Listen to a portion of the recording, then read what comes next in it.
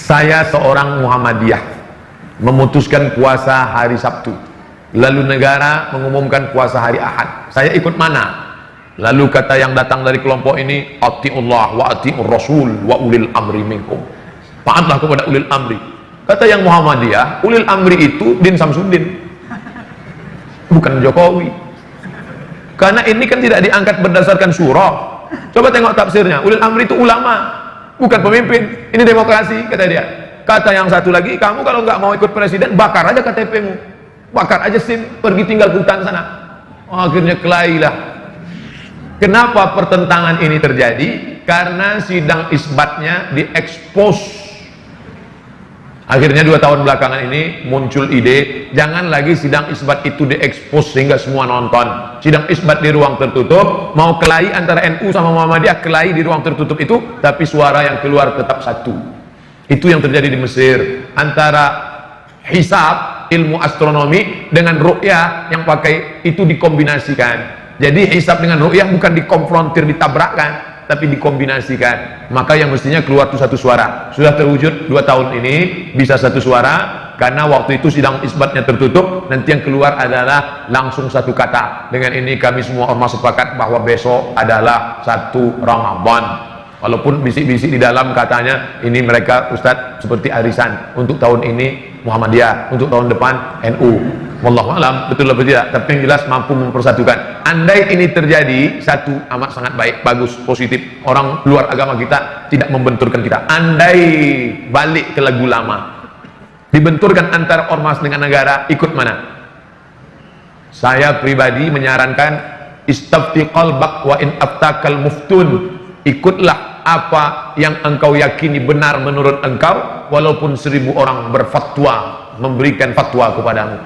Fatwa yang dikeluarkan oleh Muhammadiyah benar, fatwa yang dikeluarkan oleh Majelis Ulama Indonesia benar. Titik. Persimpangannya di mana?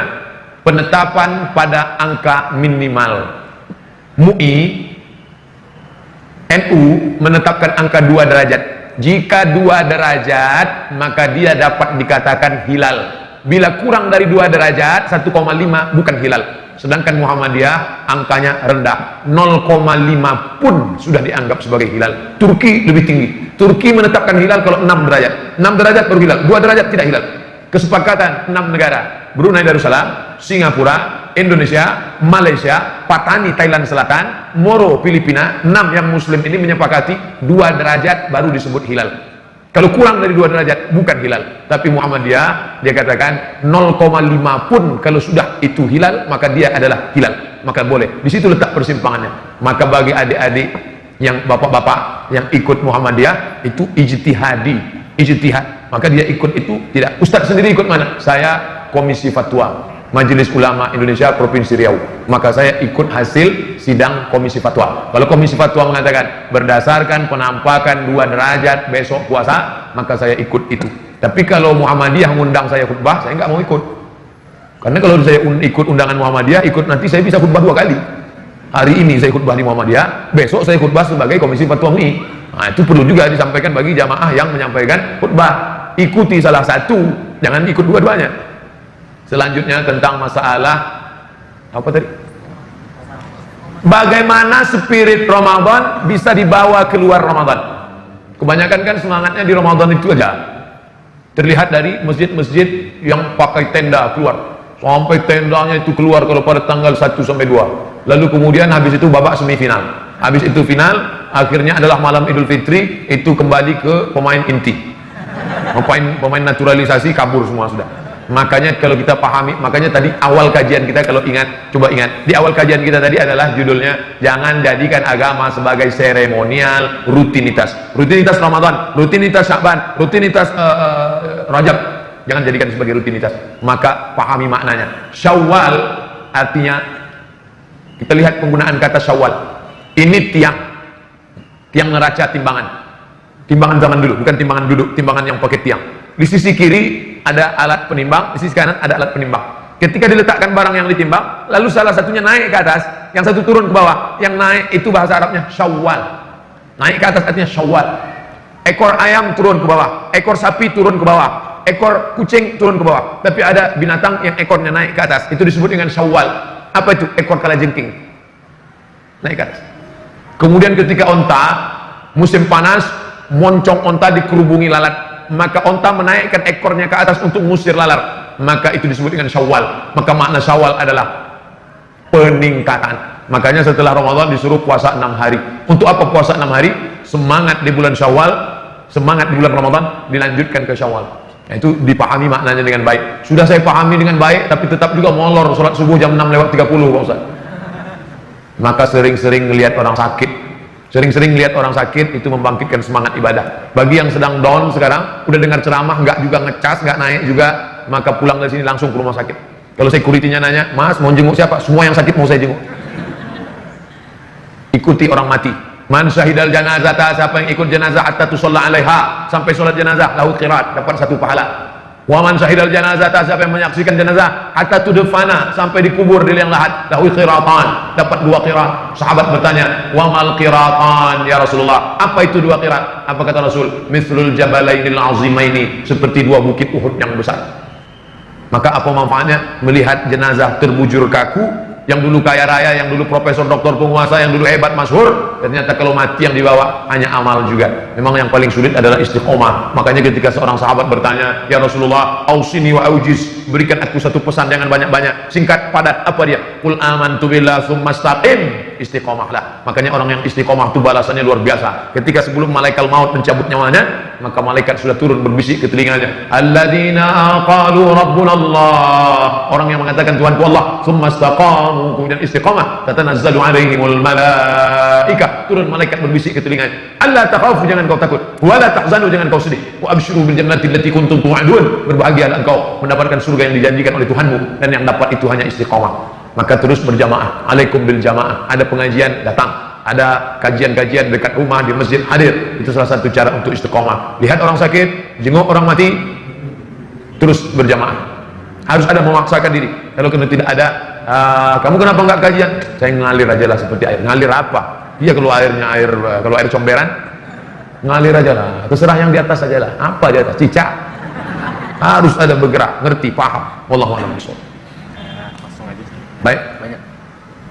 Sampai kapan batas boleh mengqadha saum?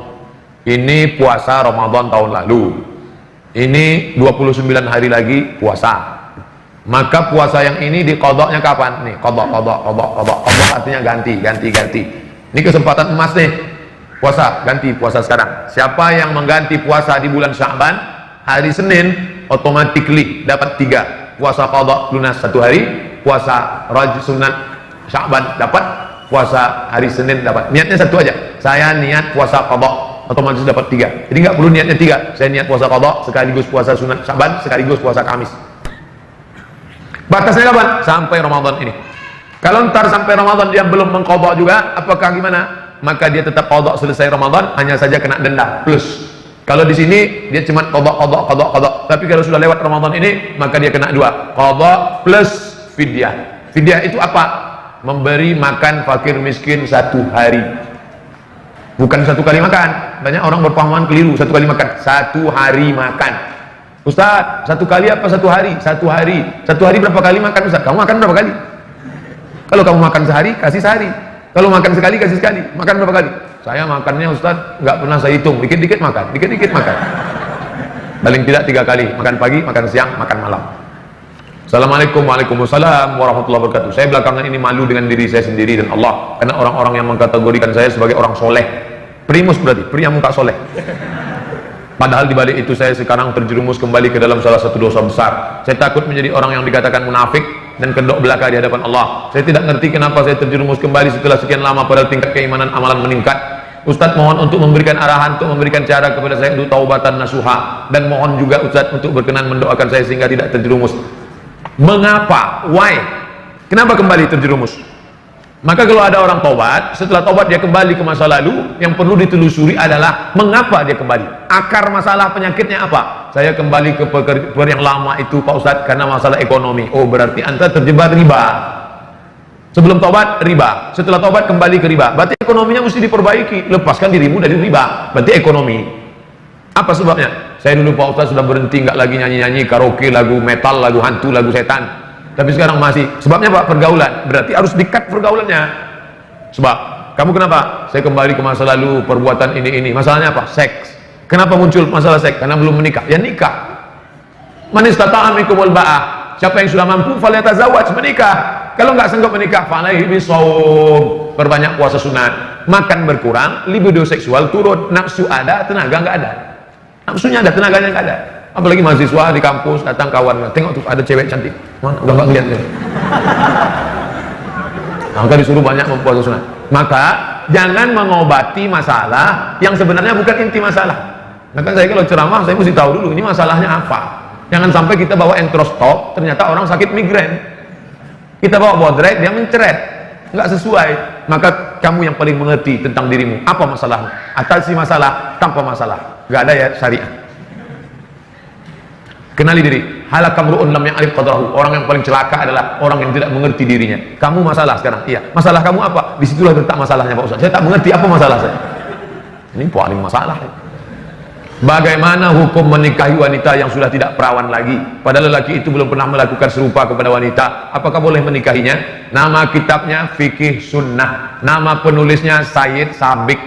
Sayyid Sabiq mengutip dari kitab Majmu' Fatawa Ibnu Taimiyah. Bunyi teksnya begini. Inishtarata bikran fabanat thayban falahul fashu. Ini perempuan, nggak tahu entah gadis entah tidak, gaya-gayanya kayak gadis. Lalu ini ada seorang lelaki, dia ingin perempuan yang gadis. Adinda, sebelum aku menikahimu, tak ingin terjadi penyesalan di akhir masa. Apakah engkau menjaga kehormatanmu selama ini? Lalu si ini percaya, karena dia lihat tanda-tandanya seperti menjaga. Dia untuk menjurus langsung, dia tidak ingin menyakiti hati si perempuan. Ternyata setelah menikah, inilah yang dikatakan Imam Ibnu Taimiyah, inishtarata bikran. Kalau laki-laki ini mensyaratkan istrinya mesti perawan, fabanat saiban, ternyata tidak perawan, falahul fashu, maka dia punya hak untuk fasah. Fasah artinya pembatalan pernikahan. Ternyata perempuan itu mengaku di malam itu atau bla bla bla, maka dia mesti datang ke wali perempuan itu, Pak, ternyata begini-begini keadaannya. Maka sesuai pendapat Ibnu Taimiyah dalam kitab Majmu' Fatawa yang dinukil oleh Sayyid Sabiq dalam kitab Fikih Sunnah. Kalau nggak ingat, pokoknya begitu aja lah. Ini starata bikran. Kalau seorang laki-laki mensyaratkan istrinya mesti bikr, gadis, fabanat saiban, ternyata tidak gadis, falahul fashu, maka dengan ini aku membatalkan pernikahan. Bapak nggak perlu tahu orang lain ini bla-bla cerita ini, jangan langsung jangan diekspos ke FB.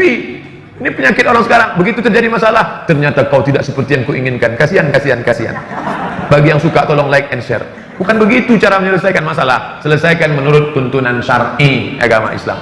Tapi ternyata tidak semua laki-laki begitu. Banyak laki-laki yang siap. Kamu gimana? Walaupun tidak perawan, aku tetap menerima dia Pak Ustaz. Apalah arti sebuah keperawanan? Jadi jangan samakan semua laki-laki. Yang penting dari awal itu jangan ada dusta di antara kita. Jazakallah Ustaz, semoga Allah ridho kepada Ustaz mendapat lindungan. Amin ya rabbal alamin. Tapi, ini berlaku bagi yang awal-awal. Jangan setelah anak dua baru. Setelah anak lahir dua baru dia bilang, ternyata aku dulu tidak bisa menerimamu, jadi kulepas engkau sekarang. Lah yang dua ini gimana? Apakah puasa sholat yang pernah tinggal wajib diganti sementara kita sudah lupa? Segala yang tinggal sholat yang lama-lama dulu wajib diqadha. Tapi kata Ustaz kami nggak perlu diqadha, istighfar aja cukup. Astaghfirullah rabbal baraya. Selesai. Itu pendapat Ibnu Taimiyah.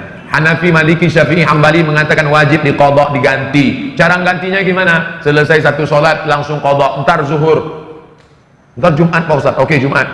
Selesai sholat Jumat langsung qadha zuhur. Bagi yang pakai usolli, NU, Perti pakai usolli, Muhammadiyah Persis nggak pakai usolli, niat sholat qadha kan Allah Ta'ala, Allahu Akbar. Jadi qadhanya setiap selesai sholat fardu satu qadha. Di mana kami bisa lihat referensinya? Al-Fiqhul Islami wa Adillatuh, Syekh Wahbah Az-Zuhaili, terjemahan bahasa Indonesia Gemah Insani Press. Kami nggak punya duit di buku Pak Ustaz, maunya di internet aja. www.google.com, tulis di search Google itu, tulis qadha sarwat, itu keywordnya, K kunci, word kata kunci, qadha sarwat. Qadha artinya tentang qadha, sarwat, Ustadz Sarwat membahas tentang itu, lengkap 4 pendapat ulama. Kenapa Ustadz ambil dari pendapat Ustadz Sarwat? Saya ambilnya bukan dari Ustadz Sarwat, Saya ambil dari Al-Fiqhul Islami wa Adillatu Syekh Wahbah Suhaili, tapi untuk terjemahan Indonesianya belum ada yang edisi PDF, mungkin ada sebagian, tapi sulit untuk dicari. Tapi kalau untuk ringkasnya Ustadz Sarwat sudah tuliskan itu saran bagi yang tidak bisa bahasa Arab. Masalah puasa Pak Ustadz, puasa tidak ada khilafiyah, puasa wajib diqadha. Faman kana minkum maridan, siapa yang sakit, au ala safarin, atau musafir, fa iddatum min ayyamin ukhar, ganti di hari yang lain. Apa pandangan Ustadz tentang fenomena sekarang adanya beberapa Ustadz yang saling tahzir, yang bikin umat bingung? Fenomena sekarang, dia bilang. Ini bukan sekarang Mas Bro. Tahzir mentahzir dari dulu. Ini ada ulama namanya Syekh Mukbil bin Hadi Al-Wadi'i. Ini ada ulama namanya Syekh Yusuf Al-Qardawi. Mukbil mentahzir Qardawi. Jadi kalau Ustadz Adi Hidayat ditahzir, itu nggak seberapa. Saya share bukunya, judulnya Iskatul Kalbil Awi Yusuf bin Abdillah Al-Qardawi. Iskat, membungkam, kalbi anjing, awi gonggong, membungkam anjing, menggonggong Qardawi. Yusuf Qardawi anjing. Kalau Yusuf Qardawi anjing, saya ini apa? Jadi jangan heran nanti kalau ada orang mentahzir saya, mentahzir Ustadz, itu dalam dunia mereka biasa. Dunia siapa? Dunia ahli tahzir. Kerjanya mentahzir aja. Namanya ahlul bait, ahlul bid'ah wa tahzir. Mentahzir ulama lebih berpahala daripada puasa sunat dan sholat sunat. Buka nama penulisnya Syekh Syayji, ahli hadis dari Riyadh. Protokolat As-Salafiyah Al-Jadidiyah, protokol Salafi gaya baru. Mentahzir lebih berpahala. Jangan ikuti Ustadz Arifin Ilham, pelaku bid'ah. Bahkan Ustadz Khalid Basalamah yang ikut zikir pun ditahzir. Apa hukumnya ikut mendengar ceramah orang yang ikut ahli bid'ah? Tahzir mentahzir. Nah, ini nama kelompoknya Ahlul Bid'ah wa Tahzir. Biasa itu. Syekh Ramadan Al-Buti tahzir. Datang orang bertanya ke Syekh Abdul Razak Al-Ambad. Syekh, ya, apa pendapat Anda tentang Syekh Mutawalli Asy-Sya'rawi? Syekh Mutawalli Asy-Sya'rawi imamnya ahli tafsir Mesir. Tak ada ulama lebih hebat daripada Sya'rawi. Apa kata ahli tahzir? Laisa min ahli sunnah. Saya dengarnya, hampir saya banting HP saya. Enak aja dia ngomong, Asy-Sya'rawi laisa min ahli sunnah. La ilaha illallah. Masalah tahzir mentahzir. Kalau guru kencing berdiri, murid kencing maraton. Itu guru-gurunya itu yang mencaci maki Sya'rawi, mencaci maki Al-Buti, mencaci maki Sufiyun, Kuburiyun, orang-orang sufi nyembah-nyembah kubur, pelaku bid'ah, wa kullu bid'atin dhalalah, wa kullu dhalalatin finnar. Jangan ikuti ahli tahzir wal bid'ah. Istri saya, maaf, haidnya tidak lancar. Suatu waktu seperti biasa, ada bercak dikira haid, jadi tidak sholat. Ternyata kemudian istri hamil. Jadi yang waktu itu telah haid, apakah sholat tinggal itu diqadha? Diqadha. Biasanya normalnya berapa? 7 hari. Lewat dari 7 hari itu apa namanya? Istihadhah. Dia seperti luka. Hanya saja lukanya bukan di jari, maaf, tapi lukanya di dalam. Maka orang yang istihadhah, cara mencari tulisan istihadhah, buka Google, Somat Moroko istihadhah. Bukan berarti somat sedang istihadhah. Maksudnya somat Moroko sedang menulis. Kenapa Ustadz di ujungnya mesti Moroko? Karena kalau ditulis sekedar somat, enter, yang keluar Bang Somat, sinetron. SOMAD MOROCCO spasi istihadhah. Nanti dapat hukum tentang perempuan yang istihadhah. Cara dia sholat gini, bagi yang mengalami istihadhah. Laki-laki penting juga, karena laki-laki itu punya istri dan istrinya perempuan. Mas, aku begini-begini, gimana nih? Mau nanya Ustadz, malu. Suami mesti bisa menjelaskan. Engkau sedang mengalami istihadhah, Adinda. Lalu penyelesaiannya, inilah yang jadi masalah. Aku nggak pernah ingat. Kalau mengalami istihadhah, nunggu azan. Masuk waktu azan zuhur, Allahu Akbar, Allahu Akbar. Maka perempuan yang istihadhah tadi langsung bersih-bersih. Bersihkan semua bersih. Habis itu maaf, dia pakai pembalut. Habis itu dia berwudu, langsung sholat. Andai menetes saat sholat, ma'fu anhu. Tapi dia nggak boleh bersihnya sebelum azan. Setelah masuk waktu baru. Karena kalau sebelum azan dia bersih-bersih, maka menetes, saat itu dia tidak ma'fu anhu, tapi sebagai najis. Ini juga bisa terjadi pada laki-laki. Kalau perempuan namanya istihadhah, laki-laki namanya sulusul baul. Baul artinya kencing, sulusu artinya rantai. Kenapa disebut kencing rantai? Karena kencingnya berantai, nggak putus-putus. Kerannya rusak. Tes. Maka kalau dia mengalami seperti itu, pertama dia mesti pijat, terapi, sembuh insya Allah. minum obat. Kalau tidak juga dalam merasa penyembuhan pengobatan, maka caranya dia setelah azan masuk waktu sholat, dia pergi ke kamar mandi, bersih, dia pakai apa namanya, setelah dia baru dia ikat terserah, habis itu dia sholat.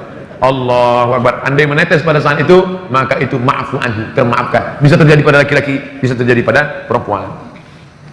Ustaz, dalam kitab Syarah Kasyfus Syubuhat Syekh Ibnu Utsaimin disebutkan bahwa Nabi Nuh alaihissalam adalah rasul pertama dan malaikat Israel bukan penjabut nyawa, melainkan malaikat maut. Penjelasannya,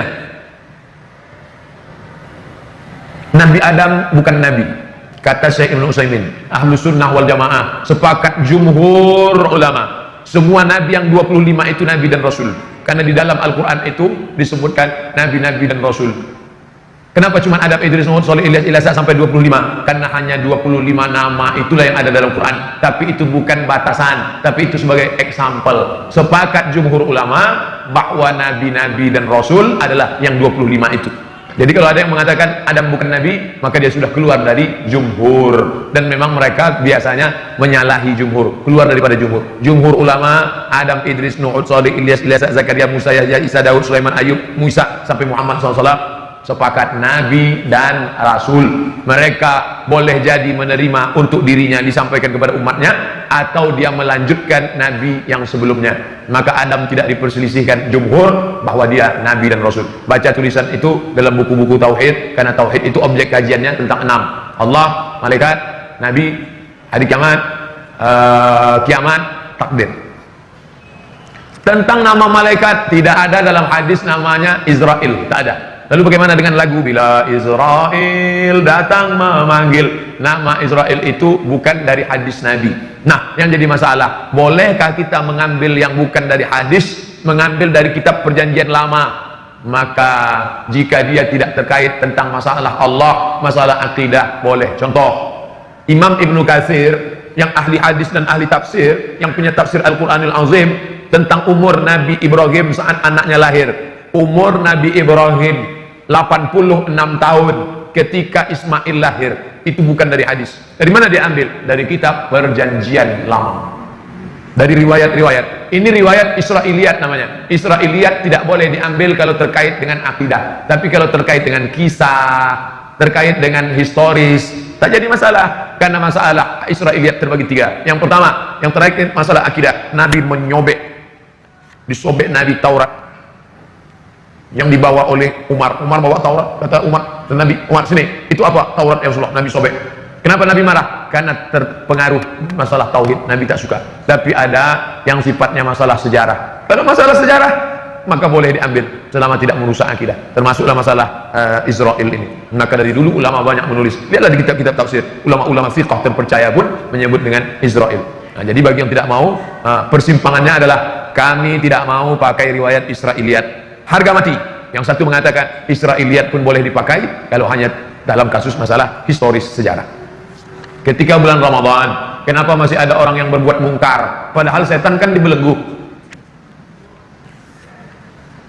Futihat abwabus sama, dibuka pintu langit. Futihat abwabul jannah, dibuka pintu surga. Wa ghulliqat abwabun nar, dikunci pintu neraka. Wa suffidat asyayatin, setan-setan dibelenggu. Saya orangnya suka penasaran. Ini hadis setan dibelenggu. Kenapa rumah makan setan tetap buka? Yang Ustaz masuk rumah makan setan, kakinya kelihatan, wajahnya enggak. Rumah makan hantu, ghost restoran. Kenapa setan tetap ada? Maka setelah saya baca, kata Imam Nawawi dalam kitab Al-Minhaj, Syarah Sahih Muslim Ibn Al-Hajjaj, kata dia, di situ maknanya, setan bukan terikat, tapi melihat iman kita seolah-olah setan terikat. Contoh, saya mau ceramah. Pas saya datang ke masjid, rupanya saya terlambat, sudah ada ustadz pengganti. Lalu saya duduk di situ. Selesai tausiah, apa kata ustadz pengganti? Waktu ustadz duduk tadi, mulutku rasanya terkunci. Apakah mulut dia terkunci atau enggak? Enggak terkunci. Lalu kenapa dia katakan terkunci? Karena ustadz ada duduk di situ, aku grogi, seolah-olah, sekonyong-konyong, seakan-akan mulutku terkunci. Begitu juga dengan ini. Apa kata iblis? Kata setan, karena kekuatan imanmu mas bro, maka aku merasa terkunci, terikat. Dia sudah bolak-balik ngajak, ayo makan, ayo makan, ayo makan, ayo makan. Tidak. Saat puasa sunat nih, puasa sunat, bro, ayo minum yuk. Katakan tidak, say no to drink. Makan yuk, enggak, aku yang bayar. Oke. Di saat engkau kuat, maka seolah-olah setan terbelenggu dan terkunci. Begitu kata Imam Nawawi, penjelasan tentang setan terbelenggu. Jadi nanti kalau ada yang nanya, katanya setan terbelenggu Pak Ustaz, kok orang masih tetap banyak sweet-sweet, orang tetap banyak buat dosa? Engkau akan membelenggu setan dengan kekuatan imanmu. Hukum baca doa iftitah dalam sholat sunat rawatib apa? Sunnah. Allahu Akbar kabira, Allahumma ba'id baini wa baina khataayaya, wajjahtu wajhi alladzi fatara samawati. Buka buku saya 77 tanya jawab salat, download gratis di internet. Iftitah 1, iftitah 2, iftitah 3, iftitah 4, iftitah 5. Iftitah hukumnya sunat, baik pada salat fardu maupun salat sunat. Tapi kawan saya cepat betul salatnya Pak Ustaz. Allahu Akbar. Allahu Akbar. Dia enggak baca iftitah. Dia cuma baca Fatihah saja. Jadi baca iftitah saja, Fatihah saja sah. Baca Fatihah saja sah. Cuman ibarat makan ya, nasi sama kecap doang. Tentu kita maunya full, ada sayurnya, ada dessertnya, ada cuci mulutnya, ada cuci kakinya, ada semuanya lengkap. Maka dia ada iftitahnya, ada ayatnya panjang, tasbihnya lengkap, tumaninahnya mantap. Nah, itu. Jadi jangan cuma, jadi nanti kalau kelihatan ada cepat, itu cepat betul, nasi sama kecap tuh. Ustaz, sejak guru ngaji saya tidak bisa ngajar lagi, saya jadi banyak belajar agama lewat buku dan YouTube. Bagaimana hukumnya Pak Ustadz? Ngaji lewat YouTube boleh, tapi dengan syarat yang ngomong di YouTube itu siapa. Kamu mesti tahu orangnya, orangnya ada wujudnya di dunia ini. Jangan sampai dia tak berwujud. Diberitakan ada seorang, itu nggak betul. Yang suaranya aneh-aneh itu bukan orang itu. Jangan sampai antum belajar nama guru kamu siapa? Naruto. Saya ceramah seminggu di Kuala Lumpur, jamaah titip salam. Anak-anak kecil, Ustaz mau ke Kuala Lumpur ya? Iya, tolong titip salam sama Upin Ipin ya. Saya di Malaysia, saya nggak ketemu. Upin Ipin itu fiktif, nggak ada orangnya. Jadi kalau belajar sama siapa? Sama Ustadz Somad. Ustadz itu ada wujudnya, ada. Ini orangnya, ini nomor HP-nya. Kalau nggak paham bisa ditanya kan. Ustadz dalam ceramah Ustadz yang judulnya ini saya nggak paham artinya apa. Kalau begitu modelnya bisa. Sedangkan media itu sebagai alat saja, boleh. Tapi kalau nggak jelas orangnya, saya dengar Ustadz Idrus Ramli. Ustadz Idrus Ramli itu ada orangnya, bukan Ustadz Alam Ghaib. Ada nyata. Sama Ustadz Adi Hidayat ada orangnya. Sama Ustadz Fulan ada. Boleh nanya. Bagaimana cara melawan hawa nafsu yang selalu berbisik untuk ngajak pacaran? Pertama, buanglah pacar pada tempatnya. Ganti nomor, buang FB, putuskan. Ustadz ngomong aja. Emangnya Ustadz dulu waktu kuliah nggak pacaran? Saya kuliah 4 tahun di Mesir nggak punya pacar. Kenapa? Nggak dapat. Kampus laki-laki dengan kampus perempuan jaraknya 15 km. Al-Azhar, kami di lokal laki-laki semua. Anak Indonesia, mahasiswa Indonesia zaman saya kuliah dari 1998 sampai 2002 di Kairo. Zaman saya kuliah anak Indonesia 2.400 orang. Yang laki-laki 2.100, yang perempuan 300. Persaingan ketat. Saya diuntungkan oleh keadaan. Oleh sebab itu mahasiswa-mahasiswa saya sadar kalian zaman sekalian sekarang sulit. Dulu zaman kami kenalan sama perempuan susah. Zaman sekarang tinggal ketik namanya langsung dapat, say hello, makan bakso 2 kali selesai. Oleh sebab itu godaan kalian luar biasa dan balasannya juga luar biasa. Al-ibadatu fil haraji, orang yang tetap istiqomah dalam ibadah padahal waktu itu zaman banyak fitnah, kahijratin ilayya, dia sama seperti berhijrah kepadaku, kata Nabi SAW. Andai saya disuruh ada yang nawarin, Ustaz mau muda lagi umur 20, enggak sanggup saya. Godaan yang luar biasa. Tapi anak-anak muda yang sekarang istiqomah dari sejak kemarin sore di Masjid Kota Bandung Al-Fathu, anak-anak muda. Tadi subuh anak-anak muda. Yang sekarang anak-anak muda. Malah saya menduga nampaknya orang tua sudah banyak yang meninggal dunia. Sebab itu kalian mesti istiqomah. Putuskan kontak yang kira-kira membuat pintu kita masuk ke dalam. Namanya sadduz zari'ah, menutup pintu. Duduk berdua di tengah taman orang banyak, itu enggak haram.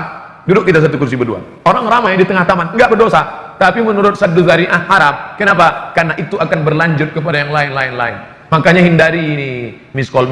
Ini sekarang banyak laki-laki perempuan katanya ta'aruf, casingnya ta'aruf, isinya pacaran. La talbisul haqq bil batil. Jangan kamu campur yang hak dengan yang batil. Tak baik.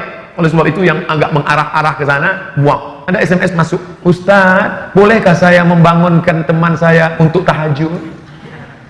Apa namanya? Tahajud call. Itu hanya celah setan saja untuk masuk. Kalau memang sudah serius, maka datang ke orang tuanya, Pak, saya orangnya mungkin tak kaya, tapi insya Allah untuk menghidupi 7 turunan siap. Saya memang mungkin tidak soleh Bapak, tapi untuk menjaganya, mendidiknya sampai dunia akhirat, saya ingin agar anak Bapak sudi menemani saya sampai malaikat maut tiba. Kenapa enggak Israel? Kami enggak percaya hadis itu Pak. Kalau bapak siap, saya ingin pinang anak bapak dengan setumpuk emas dan segenggam permata. Tapi kredit pak. Jadi nggak usah lah pacaran-pacaran. Kalian istiqomah aja, sekolah yang benar, kuliah yang betul, kerja. Buktinya kawan kita, sahabat kita menikah, dapat juga yang baik, dapat juga yang solehah, dapat juga yang soleh. Maka buat baik, niat baik, insya Allah Allah kasih yang baik. Kalau Allah kasih yang tak baik, sesungguhnya Allah ingin menguji, Dia akan berikan yang terbaik. Malah dapat dua nanti. Soal riba, ibu saya sudah menjual motor, sudah setengah jalan. Tapi ibu saya sudah menyicil motor, sudah setengah jalan.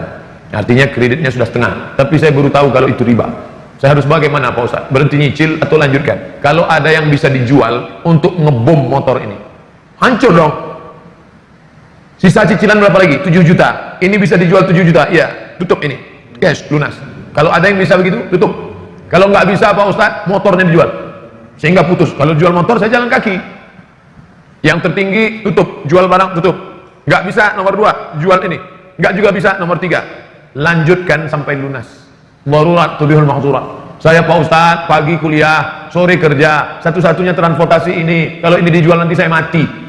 Orang Islam nggak boleh disuruh pilih mati dengan makan babi. Masuk ke hutan, pilihannya tinggal 2, makan babi atau mati. Nggak boleh pilih mati. Aku mati aja lah, nggak boleh. Makan babi itu, potong, bakar, ambil kecap dikit, sementara dapat pisang. Itu kama nama kaedahnya ad-darurat tubihul mahzurat. Yang darurat memperbolehkan yang terlarang, tapi hanya untuk sekedar nyambung hidup saja. Ya Allah, Engkau beri aku rezeki, aku lunasi ini karena inilah penyambung hidupku. Habis selesai ini aku nggak akan kredit motor lagi, cuman kredit mobil aja ya Allah. Jangan buka pintu kredit. Gimana agar saya bisa dengan sungguh-sungguh tobat Pak Ustadz? Karena kadang saya tobat, kadang maksiat. Tolonglah Ustadz, mohon nasihatnya. Pahami dirimu dengan baik, akar maksiatnya di mana. Kalau anak muda biasanya akar maksiatnya masalah seks. Maka jangan banyak-banyak makan libido seksual. Banyak puasa sunat. Mahasiswa puasa sunat bagus. Yang pertama, libido seksual turun. Yang kedua, merasakan pengawasan Allah. Yang ketiga, bisa ngirit belanja setengah bulan. Puasa Daud 15 hari, bagus. Kuliahnya tetap jalan, banyak. Coba, ini terapi nggak bisa teori, coba rasakan sendiri. Ustadz dulu gimana? Kami dulu kuliah sering puasa sunat, puasa sunat, puasa sunat. Apalagi waktu itu krisis moneter, harga dolar 20.000, tinggal di Mesir, orang tua ngirim sulit susah, banyak kami puasa sunat. Oh, ini bagus. Pak Ustadz, bagaimana sikap anak terhadap orang tua yang minta rokok kepada anak? Umur orang tua 70 tahun. Anak itu tahu kalau rokok itu racun. Apakah berdosa anak itu? Bagaimana sikapnya? Jangan kasih rokok. Pak, nak minta rokok, nggak boleh Pak. Hukum rokok itu bagaimana? Rokok menurut Muhammadiyah haram. Rokok menurut Komisi Fatwa MUI haram bagi ibu hamil, ibu menyusui, orang tua, anak kecil. Adapun orang yang sehat merokok itu makruh menurut MUI. Tapi menurut Muhammadiyah haram. Menurut Mufti Mesir haram. Menurut Mufti Saudi Arabia Syekh Abdul Aziz bin Baz haram. Nah, jadi kalau bapak, ibu, adik-adik berpihak kepada pendapat yang mengatakan haram, maka merokok itu sama macam makan babi. Tapi kalau dia berpendapat saya lebih condong kepada yang makruh nampaknya Pak Ustaz, bagi sama dengan makan jengkol. Nah, jadi ini penting fatwa ini. Kalau ada yang memberikan rokok kepada orang tua renta, itu menurut MUI pun haram. Karena yang tidak boleh merokok itu ibu hamil, ibu menyusukan, orang tua renta yang sakit, dan anak-anak. Nah, ini tetap haram dia. Maka cara teknis kita lah memberitahunya. Ada seorang kiai, di belakang rumahnya ada kebun. Ada kebun nanas, ada kebun semangka, ada kebun jagung, dan ada kebun tembakau. Suatu malam datanglah segerombolan babi. Besok pagi Pak Kiai buka jendela, astagfirullah, semangkanya habis, nanasnya habis, kacangnya habis. Yang tidak disentuh oleh babi adalah tembakau. Ternyata dalam dunia babi pun tembakau itu haram. Hadis riwayat Kiai Haji Luqman Syarif. Sahih enggaknya wallahu a'lam. Ini tentang masalah rokok. Itu masalah teknisnya saja. Jangan orang tua diceramahi. Saya tidak ingin anak muda yang sudah ngaji pulang dari pengajian, papa, mama duduk sini. Usikum wa nafsi bitaqwallah. Orang tua tidak pernah melihat kita besar. Ibu saya tidak pernah melihat saya seorang ustadz. Dalam pandangan matanya saya ini adalah anak kecil yang baru pandai berjalan. Kira-kira kalau ada anak kecil ceramah, dia takut atau lucu? Lucu ente, lucu. Udah pada ceramah ente sekarang. Maka kita pakailah lidah orang lain, tapi bahasanya punya kita. Siapa yang ngomongannya dia dengar? Sepupunya, kakaknya, adiknya, tokoh agamanya, ustadznya. Kita pinjam mulut dia. Kita ajak, ngomongin ke bapak saya ya. Satu pun gak ada yang dia takuti Pak Ustaz. Kita ajak dengan bahasa yang santun. Wa in jahadaka, kalau dia mengajakmu ala antusyrika bi, mempersekutukan aku, ma laysa laka bihi ilmun, engkau tak ada ilmu tentang itu, fala tuti'huma, jangan kau patuh. Tapi ayat itu masih koma, belum titik. Wa sahibhuma fid dunya ma'rufa, tetaplah engkau bergaul baik dengan dia. Tak boleh ngelawan orang tua walaupun kafir. Sedangkan yang kafir aja nggak boleh, apalagi sekedar merokok. Surat tilang sudah masuk. Mohon maaf, 5 menit lagi Pak Ustaz. Memang sudah habis. Innalillahi wa inna ilaihi raji'un. Terima kasih atas segala perhatian. Mohon maaf atas segala kesilapan. Subhanakallahumma wa bihamdika asyhadu an la ilaha illa anta astaghfiruka wa atubu ilaik. Wa sallallahu ala sayyidina wa maulana Muhammad.